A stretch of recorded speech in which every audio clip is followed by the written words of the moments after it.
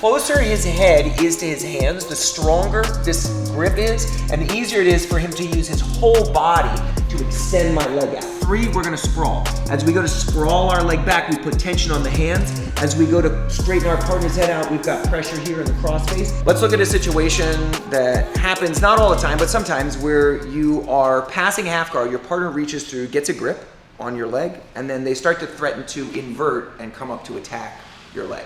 Okay, so this is something that is, it's a great entry where your partner's playing a knee shield, like a low knee shield. They can be playing a high knee shield, and because they're backing you away, you end up bringing your weight off of your feet. Whenever you're in a situation where your weight is on your heels from the top position, it's hard for your partner to leg lock you from this position. What they have to do first is they have to do something to off balance you. They got to use kazushi, either grabbing your upper body and pulling you forward, or faking a sweep of some sort, so that your weight comes forward off your legs. And then once your legs are light, it's easier for them to start to look to scoop and extend them. So as long as your weight is back here, it's more difficult. So I'm not going to say it's impossible, but it's more difficult. So one thing that your partner can do from here is, especially if you're leaning in and you're voluntarily taking your weight off of your heels like this, what your partner can do is they can kind of threaten a sweep out in this direction that forces you to put your hand on the floor. And then in this space, they can reach their arms through and they can lock their hands here.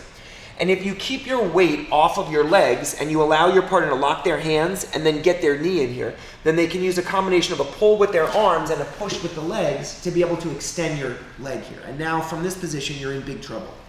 So what we want to do is, when we feel our partner starting to hunt for our legs, right? They start to lift us up. The first thing is we want to try to weight our legs if we can. Okay, so we want to kind of put our weight back. If possible here, we want to bring our partner's knee down towards the floor. Now you can't always do this because there's a lot going on, but if possible, we want to cover our partner's knee with our chest.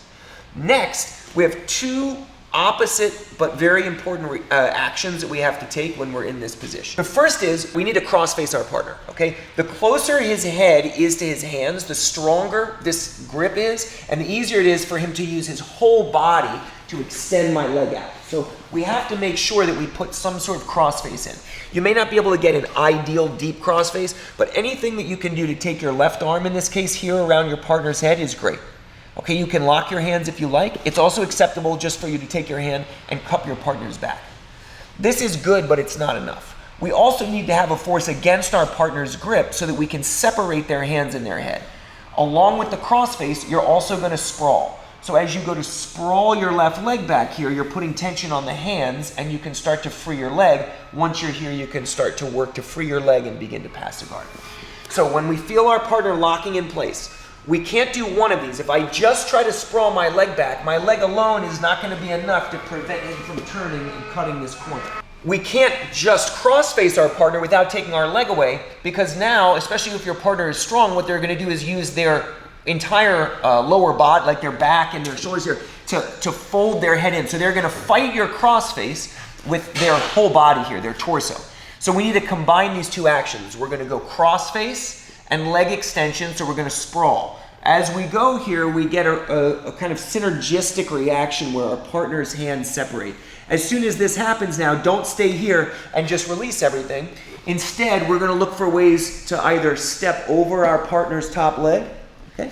Or if he starts to frame up and starts to readjust, we might back out and then look to cut our knee. Then from here, we've got opportunities to clear our partner's arm and go back into our knee cut.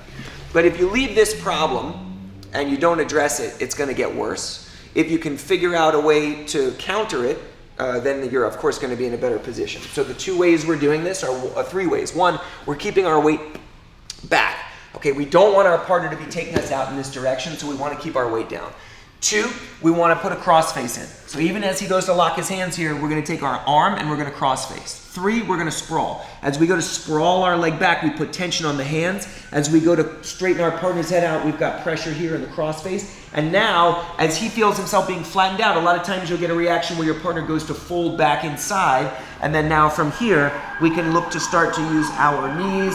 We can look to scoop inside our partner's arm. And we can work to finish the pass that we started at the beginning. So this is a pretty dangerous place to be. see if you can figure out a way to get yourself into the place where you can crossface and sprawl, and you're going to be in a much better spot. Thanks so much for watching. If you have questions, let us know. There are some links down below for some stuff that we've been up to. We'll see you soon.